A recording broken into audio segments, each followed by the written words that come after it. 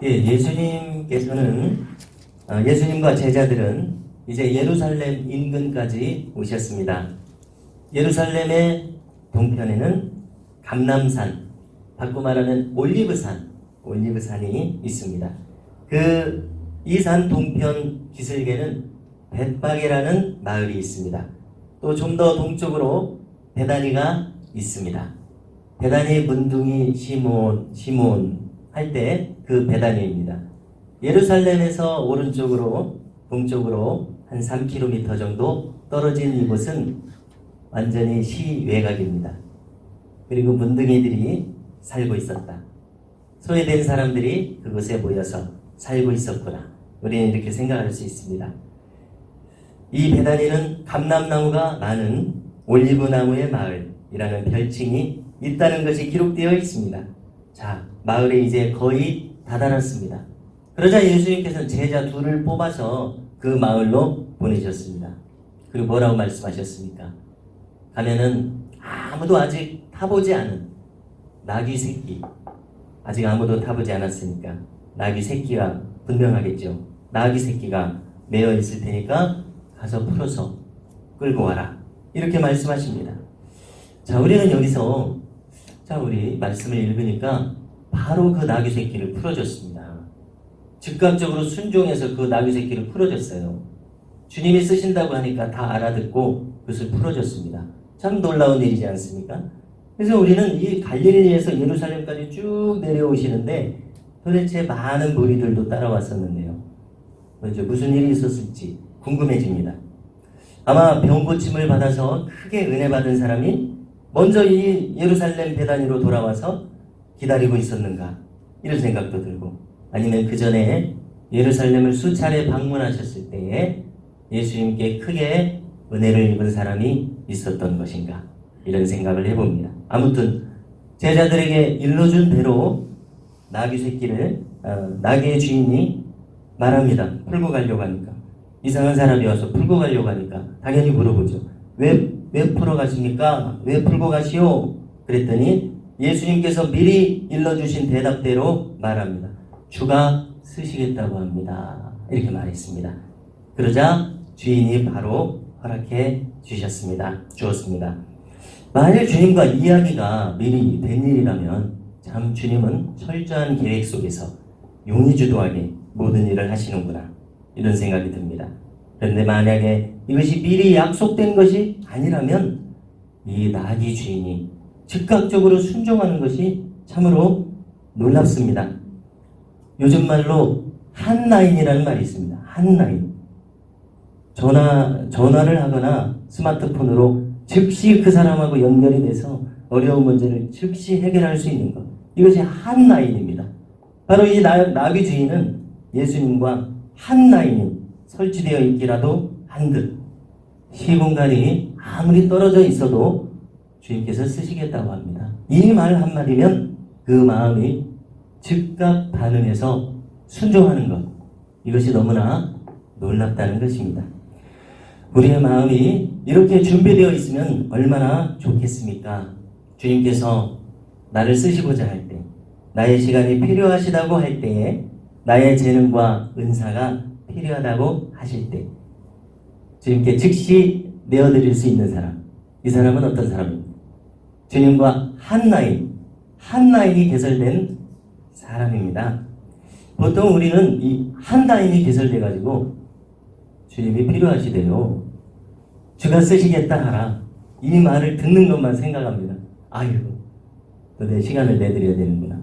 아이고, 직장도 바쁜데 은사와 재능은 필요하시다고 하네. 아이고, 시간을 내서 부응을 해드려야지. 우리가 드리는 것만 생각합니다. 자, 그런데 우리가 잊고 있었던 것은 무엇입니까?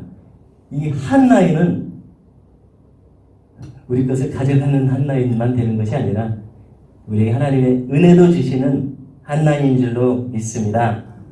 우리가 드리게 되는 것보다 아무렴 주님께 받게 되는 은혜는 우리가 모르긴 몰라도 더 좋은 것 아니겠습니까?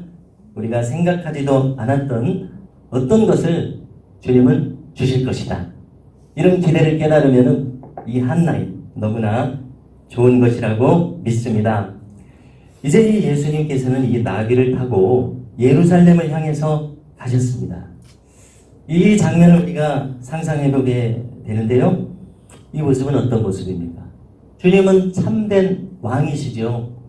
주님은 만왕의 왕이십니다. 그런데 세상의 군왕들처럼 개선장군처럼 백마, 개선장군은 백마가 어울리는 것 같습니다. 백마를 타고 백마와 같은 준마를 타고 입성하시는 것이 아니라 지금 그렇게 입성하셔야 뭔가 보기에 좋을 텐데 나귀를 타셨습니다. 이것은 무슨 모습입니까? 당연히 주님의 겸손하신 모습을 잘 나타내고 있는 장면입니다. 다른 거 생각할 필요가 없습니다. 스가랴서 9장 9절에 그렇게 쓰여 있기 때문에 다른 생각할 필요가 없습니다. 이것은 주님의 겸손하신 모습이다. 스가랴서 9장 9절을 읽어드리겠습니다. 시온에 따라 크게 기뻐할지어다. 예루살렘에 따라 즐거이 부를지어다. 보라, 내 왕이 내게 임하시나니 그는 공의로우시며 구원을 베푸시며 겸손하여서 나귀를 타시나니 나귀의 작은 것 곧 나귀 새끼니라. 아멘.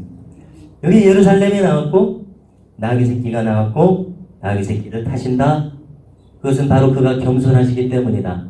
다 나와 있습니다. 우리는 그 구약의 수많은 선지자들 중에서 몇몇의 선지자들은 아주 신기하게도 하늘이 열린 선지자들이 있어요.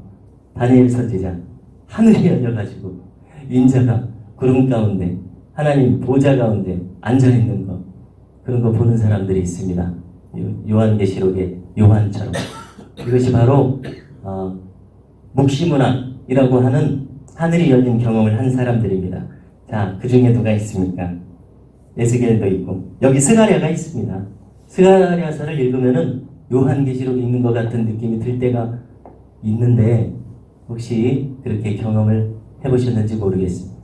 지금 스가랴 그냥 하는 말이 아니라 하늘이 열려가지고 예수님이 예루살렘에 입성하신 것을 그가 보기 때문에 본대로 기록했다는 생각이 듭니다.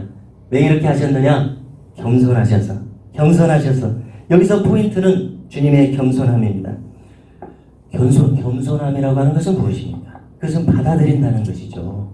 수용한다는 것입니다. 어린아이 같으면 어린아이와 마음이 같아지는 것, 그것이 겸손함이고, 하나님 같으면 하나님의 뜻을 헤아리게 되는 것. 왜냐하면 우리는 고집불통이지 않습니다. 우리가 생각하고 판단하고 경험하는 것 안에 갇혀 있어요. 그렇기 때문에 우리는 고집불통일 수밖에 없습니다. 내가 인정하지 않아도. 우리가 하나님의 뜻을 알게 됐을 때 거기 맞추면 그게 겸손함인 줄로 생각을 합니다. 하나님 아버지의 뜻에 대해서 수용할 수 있느냐, 타인에 대해서 맞춰줄 수 있느냐, 이것이 수용성, 곧 겸손입니다. 교만의 특징은 무엇입니까? 꽉 막힌 것이죠. 하나님이 안 보여요. 이게 교만입니다. 자기 고집입니다. 융통성이 없습니다.